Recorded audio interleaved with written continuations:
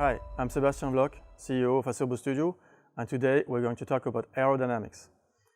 When we started working on Microsoft Flight Simulator, we first studied all the code that has been written on Flight Simulator X. There's been many years of work on all the code base, and the code base of the simulation of the aerodynamics was pretty huge. I will cover 5 areas of improvements that we made to the Flight Simulator aerodynamics and physics. First, we made improvements to the core simulation engine. Second, we made improvements to the actual simulations of the different systems of the aircraft. Then the biggest area we reworked was the aerodynamics. We reworked the aerodynamics simulation from scratch in the simulator. I'm going to go over the details of how the aerodynamics simulation now works. One big area that we reworked was the weather system. The biggest interaction of the aircraft is with the air. It's the air that makes the aircraft fly.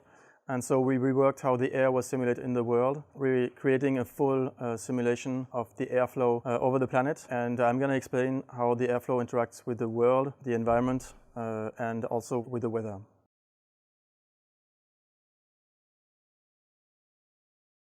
The first big improvement we made to the core of the simulation is a better collision model with the environment. So the system now supports sloped surfaces, which means that aircraft can land on sloped runways, but also on any slope in the world. Aircraft can now land on a sloped field. For example, if you want to simulate an engine failure, you can make a cross-country landing on any surface, including sloped surfaces like fields on mountain slopes. It's going to work anywhere. To make sloped surfaces work, we had to rewrite the friction model of the aircraft.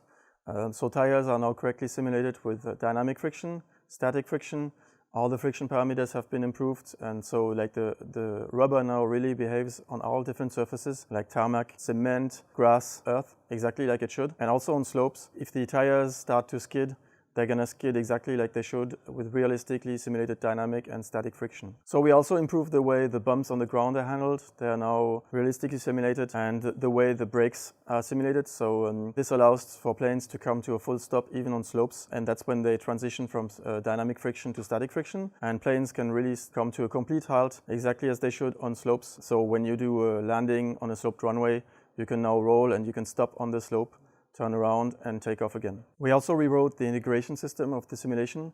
So the integrator is what makes the simulation go forward. It calculates all the states of the system. So one thing we changed is now that the simulation is running at a much higher frame rate, but the frame rate is adaptive, so it adapts to the frame rate of your actual TV or monitor.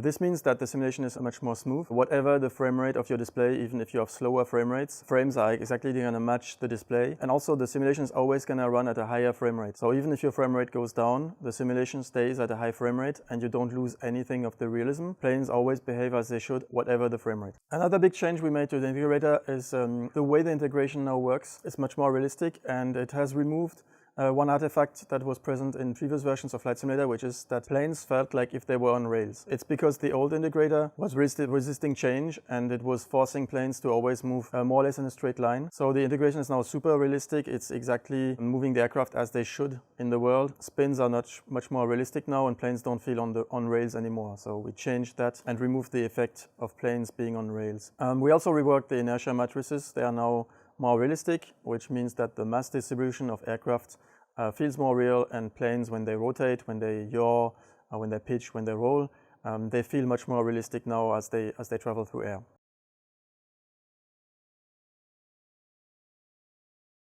So we also made improvements to systems in the simulation other than aerodynamics. We improved the load factor simulation, which also improved the way the ball, the turn coordinator, is simulated. It's now much more realistic, which means that when you fly asymmetric, which means that if your aircraft skids a little, the ball is moving to the side exactly as it should. And you can now control with the rudder your flight and make it symmetric using the ball much more easily, because it reacts much more realistically than before. And so we have now specific fuel consumption, which is realistic per altitude level and which is matching the actual POH of the aircraft. We improved the way flaps can be set in the files, which allows to have more control. We finally reworked the way gears and external parts like external tanks are simulated. Instead of just hard coding the moment they apply on the aircraft, they are actually physical elements in the airflow which are attached to the airframe outside of the aircraft, and they now are realistically simulated aerodynamically just like the aircraft and apply their own forces and moment exactly where they should, how they should. We also improved the icing system. So icing is now simulated realistically depending on the actual humidity of the air around the aircraft, and because the weather system is now accurate and simulated volumetrically, if you fly through clouds, you're going to get a different icing than if you fly through dry air. And so this is now simulated in 3D volumetrically. Also, what we did is the legacy simulation code from Flight Simulator X is still available. So you can switch to the legacy simulation if you don't like the new simulation. We don't want to force anyone to move to the new simulation.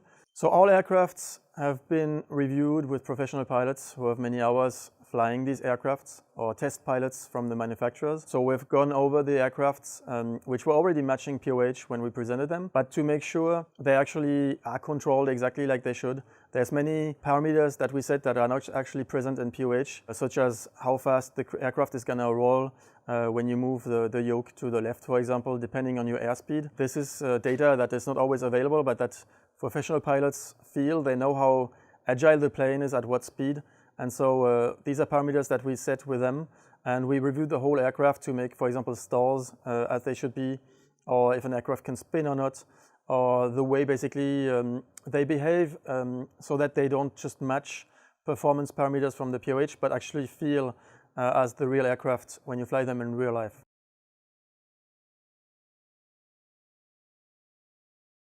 So the big change we made to the system is the aerodynamics simulation has been reworked. How we simulate now is much more advanced. So we subdivide the aircraft into thousands of surfaces which are mapped over the airframe. So for example, over the wings, over the fuselage, over the wheels, over the tail. There's thousands of little surfaces which are placed exactly where they should over the geometry of the aircraft. Each surface goes look at the weather, so it has its own wind direction. It's going to have its own air pressure, its own humidity. This means that the right wing, for example, can fly through a cloud where the left wing doesn't, and you can have different wind, turbulence, and humidity on the right wing. Each of these surfaces has a realistic airflow simulation. Each surface is going to have its own wind direction, its own air pressure, and it's going to do a full three-dimensional calculation to compute what is the force and moment that should result from the airflow flying over the surface. This simulation includes the airflow, speed and detachment and orientation. It will realistically simulate stall.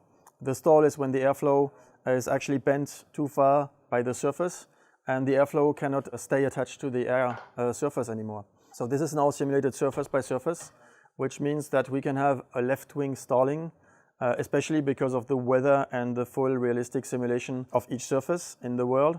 But each surface will also deflect the airflow. The airflow is going to be impacted, and surfaces which are behind are going to get a different airflow because the airflow was impacted by the surfaces in front.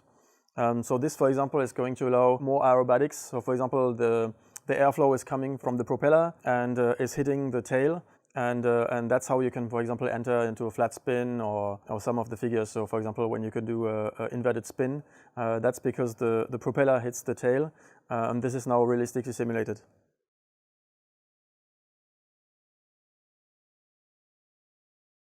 The big improvement we made to the simulation is the simulation of the air mass. We now simulate the air mass globally over the entire planet and realistically. Every area of the world has its own simulation of air, and we know where the air is flowing everywhere on the planet, and this then feeds into the aerodynamic system of the surfaces of the aircraft.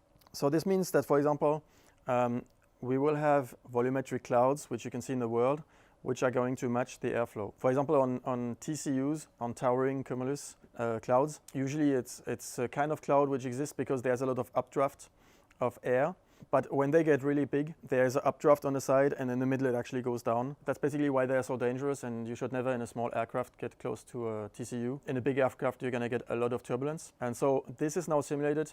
The airflow in the world is going to match the clouds, and it's going to fly. The air is going to move up and down inside of the clouds. So you will see a video which is going to show this airflow. So in order to visualize the airflow, we released thousands of particles in the world and displayed the trajectory of the particles. They just do exactly the same calculations than the aircraft in the world.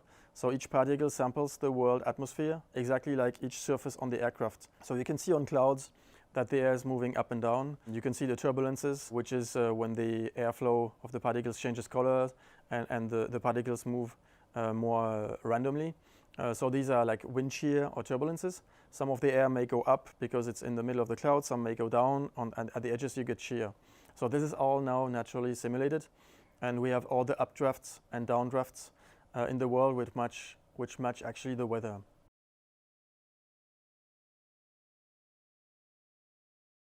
So this air mass simulation also works with the world shape, like the shape of the world, which can depend on buildings, hills, forests, mountains, valleys. So all these different shapes worldwide are going to influence the airflow in the world. So for example, the air flows over a stadium or a hill. It's going to create updraft, so the wind is going to flow up. And on the other side, usually it goes back down, but in a turbulent way, right? It has to go back down, but it's going to be creating a lot of rolling turbulences. So you can imagine when you fly over this air with the aircraft, if the aircraft is flying slow, if it's a small aircraft, it's going to get all these rolling moments, it's going to get the up and down draft, and you're going to feel all these bumps. So on the video you're going to see there's, for example, wind flowing over mountains, and it naturally creates turbulences. On the other side, in the valleys where the currents come together, they collide and it creates these turbulences. You can see in the middle of the valley, you can see the up and down draft, and you can see how the slope of the wind is actually very, very steep, right? It goes along the slope. So this is it for the improvements on the aerodynamics, on the physics. So we improved the core simulation, we improved many of the simulated systems, we reworked the aerodynamic simulation with the surface-based system, and we reworked the simulation of the airflow in the world. All these changes come together to create a much more realistic simulation of the aircraft. Aircrafts are now simulated realistically to the performance data that is available. They fly exactly to the real-world performance, but they also feel exactly like real aircraft. They turn, they behave when you move this yoke exactly like a real aircraft, and they fly through the world. They fly through the air exactly like a real aircraft flies through the air in the real world, being impacted by clouds, by mountains, by buildings, by the shape of the world, right? I hope you enjoyed the details I gave about the simulation, about what we changed. Thank you for your time. Please subscribe to the alpha, and talk to you soon. Ah, tu pourras le couper ça.